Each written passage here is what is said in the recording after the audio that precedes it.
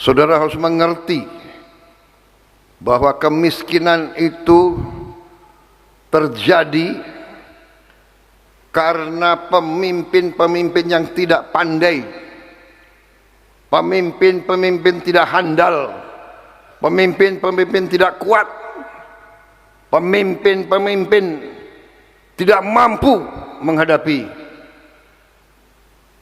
penjajahan dari luar.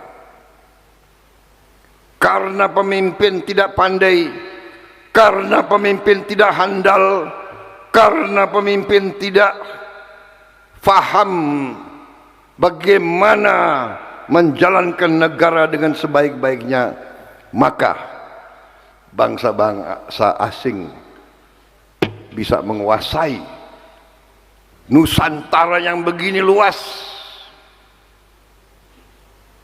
Saudara-saudara sekalian, kita tidak pernah boleh melupakan sejarah. Bangsa yang melupakan sejarah adalah bangsa yang akan ditakdirkan untuk mengalami kembali kesalahan-kesalahan di masa lampau. Karena itu, salah satu upaya kita sekarang adalah untuk segera memperbaiki semua kekurangan-kekurangan kita sebagai bangsa. Saya selalu katakan, kita sekarang sebagai pemimpin-pemimpin, karena mereka yang terdidik, mereka yang mendapat karunia mengalami pendidikan, ini pemimpin. Guru pemimpin, kepala sekolah pemimpin. Kita apalagi? Para menteri, para wakil rakyat, para profesor adalah pemimpin. Dan kalau pemimpin, saya katakan, kalau pemimpin tidak cakap, pemimpin tidak kuat. Kuat apa? Kuat otak, tapi kuat hati,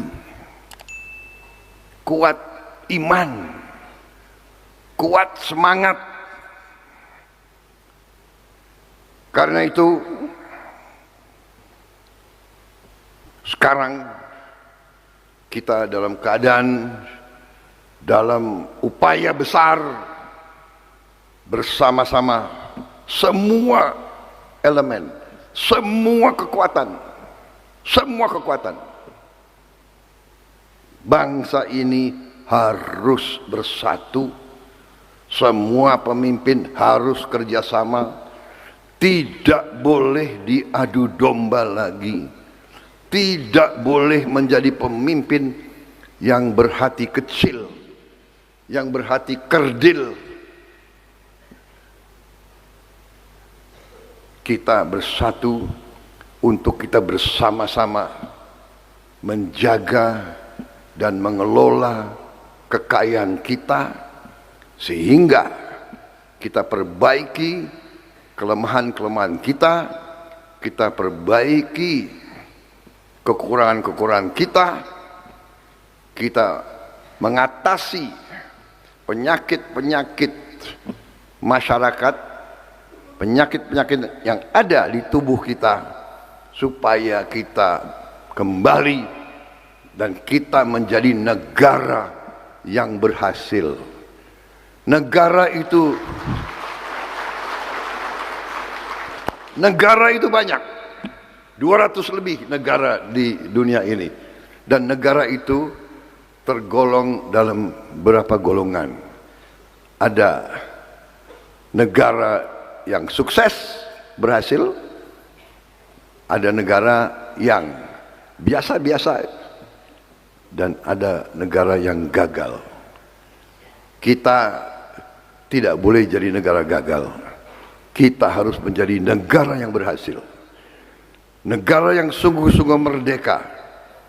Artinya merdeka dari kemiskinan, merdeka dari kelaparan, merdeka dari penderitaan. Dan itu bisa kita capai, dan itu insya Allah akan kita capai bersama-sama, saudara-saudara.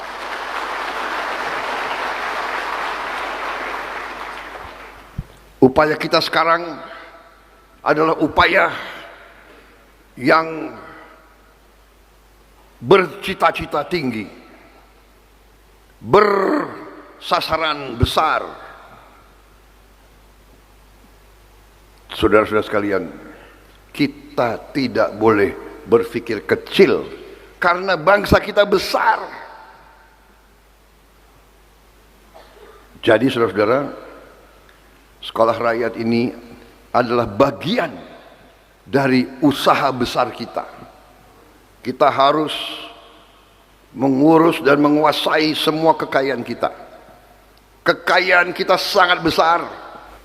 Harus saya katakan bahwa masih terlalu banyak kekayaan kita yang tidak bisa kita kuasai, bahkan dikuasai oleh mereka-mereka yang mengambil kekayaan kita, dibawa terus ke luar negeri. Ini akan kita hentikan, saudara-saudara sekalian.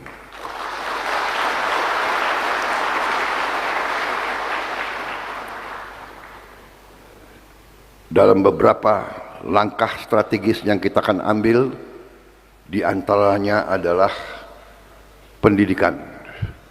Tidak bisa kita tunggu. Tidak bisa kita katakan, ya kita mulai aja dulu dengan 10 sekolah. Nanti kalau 10 sekolah berhasil, kita tambah lagi 30 sekolah. Maaf. Dunia tidak seperti itu. Dunia sekarang berlomba-lomba. Dunia tetangga-tetangga kita berlomba-lomba. Kita tidak punya banyak waktu. Karena itu salah satu upaya kita memperbaiki pendidikan kita. Tidak hanya di 1, 2, 3 bidang. Semua sekolah dasar harus kita perbaiki. Semua sekolah menengah harus kita perbaiki. Semua sekolah vokasi harus kita perbaiki. Semua perguruan tinggi harus kita perbaiki. Kita salah satu negara di dunia yang anggaran pendidikannya terbesar. Terbesar. Jangan terlalu cepat tepuk tangan. Anggaran kita besar, tapi masih besar pula kebocoran.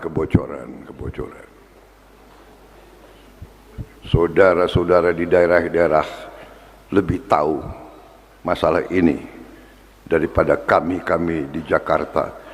Kalian yang merasakan. Selalu Anda dengarkan anggarannya sekian, tapi kok sampai di saya sekian.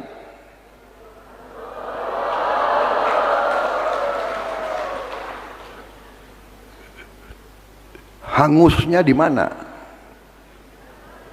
Menghilangnya di mana? Saudara-saudara, ini harus kita perbaiki. Harus kita perbaiki. Dan ini tidak terjadi di kita saja, di banyak negara seperti ini. Saya baru saja sebelum saya ke sini saya ketemu tokoh dari luar negeri. Dia mengatakan, karena dia berasal dari India, dia sekarang warga negara Amerika, dia mengatakan bahwa di India beberapa saat yang lalu tiap 100 rupiah Kalau mereka rupiah, kita rupiah, 100 rupiah. Dari 100 rupiah yang sampai ke rakyat hanya 15 rupiah. Ini kata pemimpin-pemimpin India sendiri. Sekarang sudah membaik. Mereka dari 100 sudah sampai 60. Saya berpikir, bekerja, mengambil keputusan hanya untuk kepentingan rakyat saya.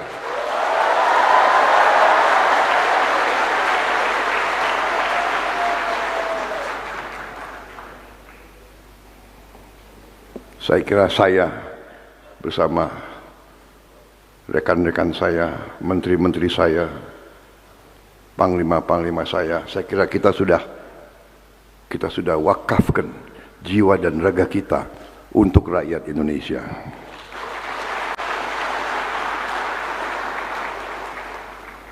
Jadi saudara-saudara, selain bekerjanya di banyak bidang dan bidang-bidang kita sudah mulai kelihatan hasilnya. Kita baru bekerja 300 hari sekian, tapi kita sudah mulai kelihatan hasilnya. Ada segelintir orang, saya kira mereka entah sadar atau tidak sadar, mereka ya itu sudah jadi antek-antek asing. Gak apa-apa saya bicara di depan wartawan. Saya katakan mereka sadar atau mereka antek asing. Mereka tidak suka Indonesia bangkit. Mereka tidak suka Indonesia bangkit. Saya katakan mereka tidak suka Indonesia bangkit. Tapi kita yang akan bangkit bersama Indonesia.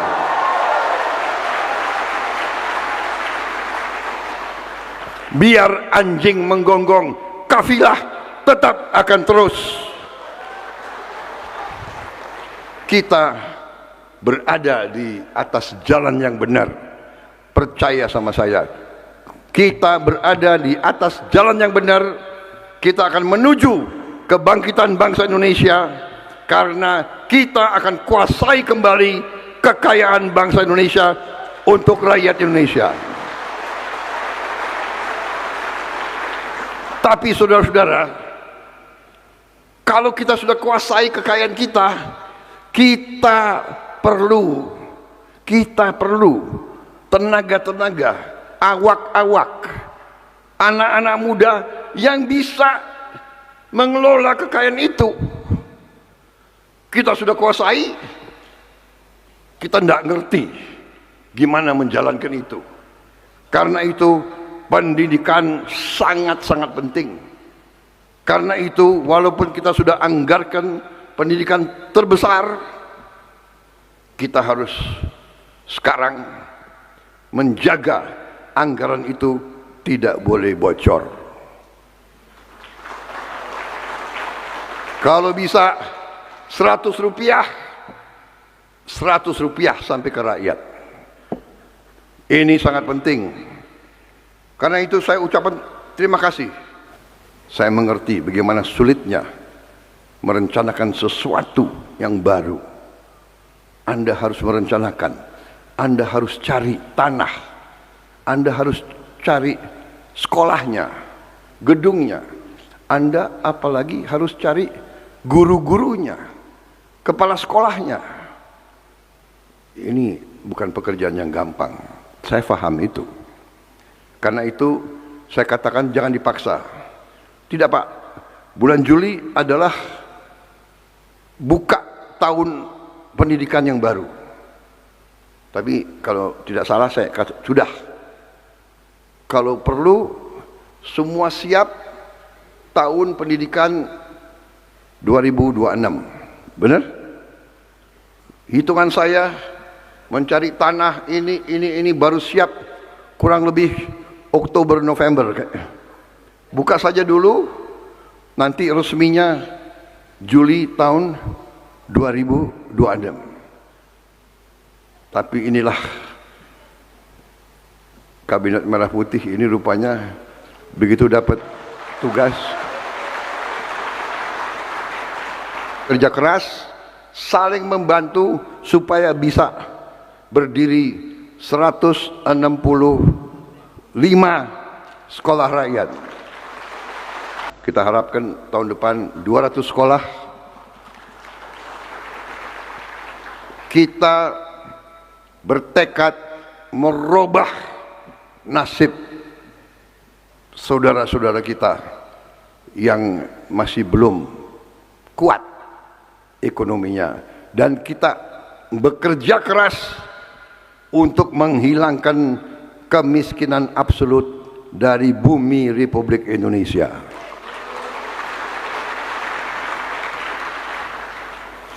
Ada yang mengatakan, Prabowo hanya bisa pidato saja, ya kan? Tapi kita buktikan dengan hasil yang sebenarnya, yang nyata. Tanya ke rakyat Indonesia, apakah kita sudah berhasil memberi awal dari kebangkitan bangsa Indonesia?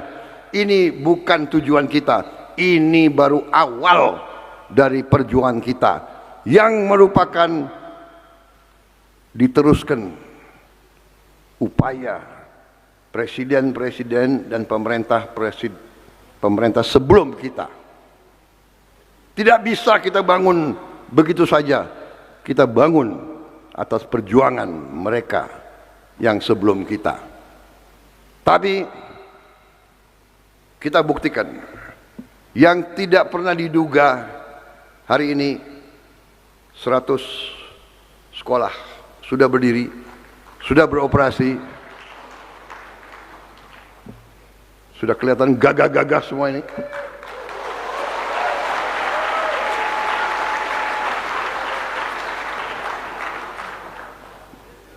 Banyak senyumnya. Saya lihat mata mereka penuh dengan percaya diri.